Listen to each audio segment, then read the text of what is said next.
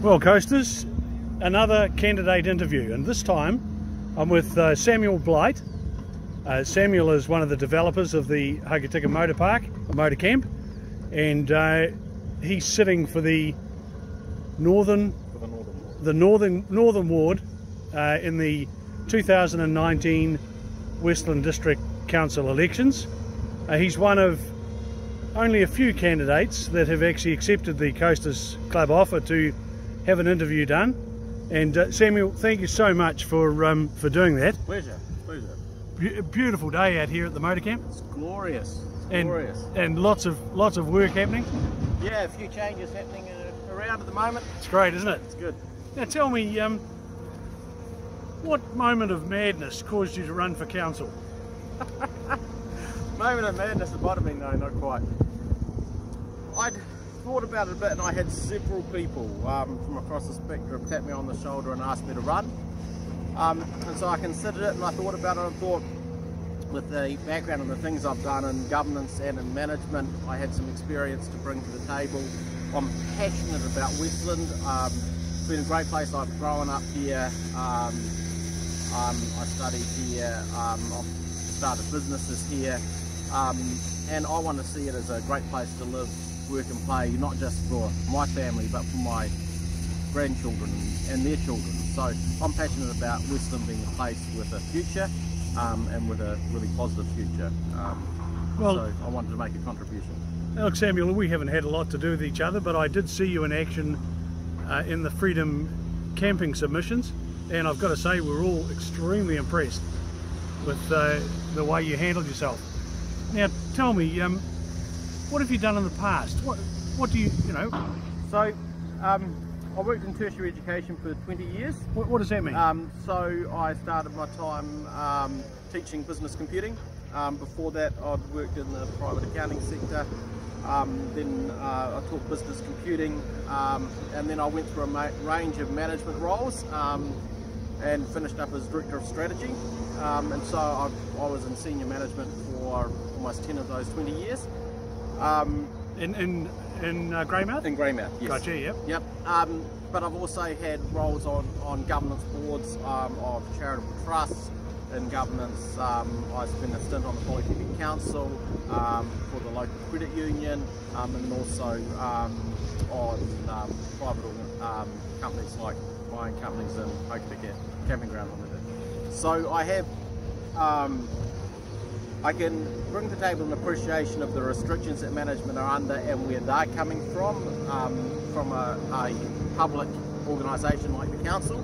But I can also put on a business hat and think about where private business and ratepayers are coming from as well. So it positions me, not uniquely, but it positions me well to be able to consider both sides. And I think that's what you're reflecting on, you saw in terms of the Freedom Camping review. I was able to approach it from a perspective not just from us as a campground owner, but also understanding the restraints that council was under with the legislation that had to deal with the bylaw that it had in place, and so an understanding of what council could and couldn't do, and therefore able to work within that scope. Yeah, I think that's a very good explanation. Look, you've often talked about Westland and economic growth, and it's something that I'm personally very keen on. What do you think council can do or needs to do to encourage economic growth? Look, obviously with the holiday park, we're in the tourism sector, but I think the sectors don't need to compete. I think that farming is a large part of our community, and until recently was the biggest economic contributor in Westland, and still isn't far behind tourism. And it's had some difficult years, and who knows, tourism might have some difficult years, and farming might once again be the dominant economic force in the region. And we have mining, and I think that council needs to encourage investment in the region, and council also needs to make sure that it has enough bureaucracy in place that meets legislative requirements and makes it a great place for people to live and to visit, but without creating excessive bureaucracy that makes it difficult and turns people off doing business here. And the construction of this was an interesting process for me. There were large parts of that process which, from my perspective, council worked with us and we went through a good process. There were other parts of the process which seemed unnecessarily bureaucratic, and so I think that council needs to have a policy, or council needs to be open-minded about what comes to its table, that it needs to think about the economic investment in the region. It needs to encourage a diverse range of economic activity, and it needs to really think about its people and its ratepayers. Sorry, just a truck going past. That's a good sign. Yeah, yep. So there's a lot of talk about sustainability. Yep. What's your views on sustainability? So when I think about sustainability, I think about it in three areas. I think about cultural sustainability, I think about economic sustainability, and I think about environmental sustainability. And so ultimately, I talked before about, and in my profile statement, I talked about Westland being a great place to live, work and play. And ultimately, I think in our form of sustainability, culturally, it has to maintain that. It's got to be a good place to live, work and play. You know, there's a saying, what's the most important thing in the world? And it's people, and it's people, and it's people. That's a Maori saying that I've also referred to in my profile statement. And I think that as a council and as a region, that needs to be our first focus, so social sustainability. Then I think about economic sustainability. So we need to make sure that Westland is sustainable economically, and I've already talked about having diverse bases of its economic support in tourism and farming and in mining, and we really want to strengthen and expand those, I think, in terms of economic sustainability. And then there's environmental sustainability, and so I think we've seen some good things happen, but we need to see some more things happen. You probably can't see from here, but you know, around the holiday park we planted about 3,500 trees. Over at our property over there, we've planted another 500 or 600 trees, and that's part of a contribution to sustainability. And it's not just about carbon; it's also about, you know, creating an environment where birds and bees and the other wildlife can foster and have a home. So, but that's only part of it. But I think when I think about sustainability too, I think about the saying, it's hard to be green when you're in the red. And I think for me, one of the challenges that is a temptation to go to for people who focus primarily on environmental sustainability is to put so many rules and red tape in place that it's not profitable to run a business. And as soon as you do that, you lose your business sustainability, and then you soon lose your social sustainability as well. And so there's got to be a balance in those things. You don't want to have so many rules that create so much cost for a business for very little gain. So there's got to be a common sense approach to that. And so I think that's something I bring to the table as well, a common sense approach. Have you had, how do you feel about the Waitaha power decision? I think it's a terrible decision. Because this is run of river, there's not even a dam there. Yeah. You know, as you know, it's quite crazy. Now, education. I've heard you talk about education. Yep. Clearly you know an awful lot about it.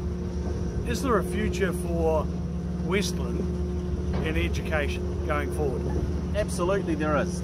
And I was really thrilled with the work that's been done by council and by Westland High School in getting Chinese students into the high school. Creates a whole range of benefits. There's the immediate economic benefit of bringing those people into the region and the gains for the high school and the community and the money that's being spent. But more than that, it creates friendships and it creates bonds. And so those people in 20 years will be people who are working and making decisions about where they buy products from, about where they go and visit. And history in New Zealand has shown us that when such things happen locally and are long lasting, that you reap significant rewards in 20, 30, 40 years. And New Zealand, outside of the UK and the US, New Zealand and Australia are highly valued in the Chinese market and in the broader Asian markets for education. And so I think that there is significant scope for us to do work in that area. So you've had experience with the Chinese? I have. So I brought groups of people out from China to Taipei Polytechnic, and also had people from here go over there to do short-term study. Also been involved in organising courses that were run in Hong Kong. Wow. And so their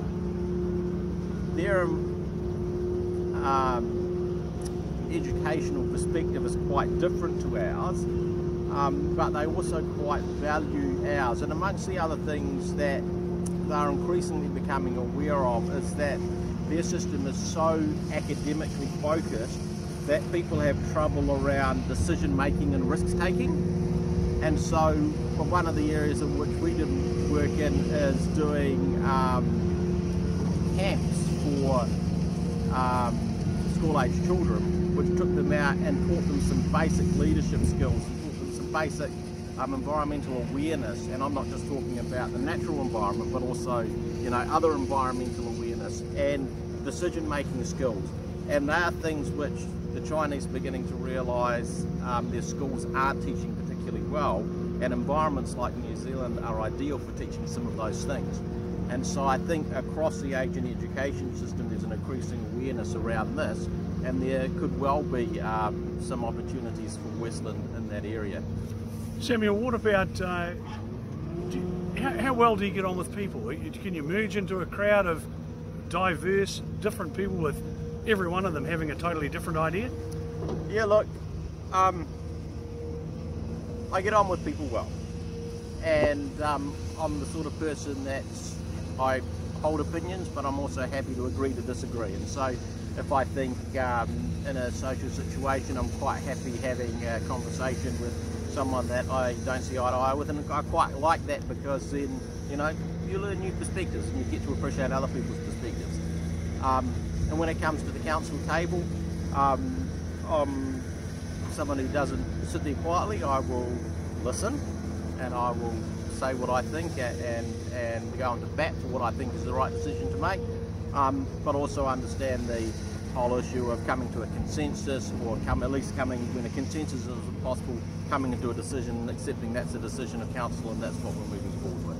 Well, I love the sound of that.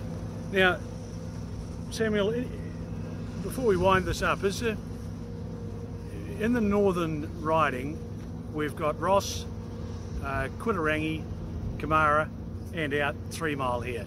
Yep. Is there a message that you would like to give to people to encourage them to vote for you? And as a final summary.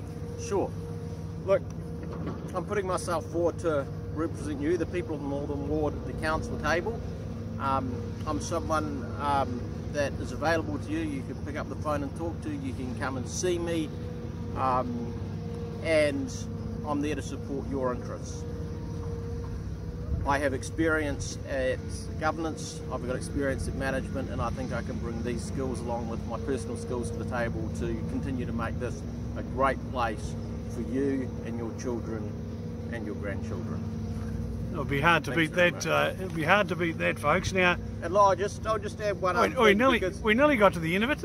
A few people have said to me quite rightly, you know, you're very busy. How are you going to fit this in? You know. But one of the things that I've committed to doing, both for my family but also for, you know, the people that I'll represent, is that I will drop a shift here. If I'm elected, I'll drop a shift here at the holiday park so that I have time in my schedule to commit to council, not just to turning up to the council meetings, but also for council work and community engagement. Samuel, someone said to me the other day, if you want a job done, find a busy person. Yeah, and they'll get it done. That's true. Well, folks, that's Samuel Blight. Samuel accepted the offer from the Coasters Club to interview him and put a post up so that he can explain to voters what his position is. He's sitting for the Northern Riding in the Westland District Council 2019 local body elections. And Samuel, best of luck.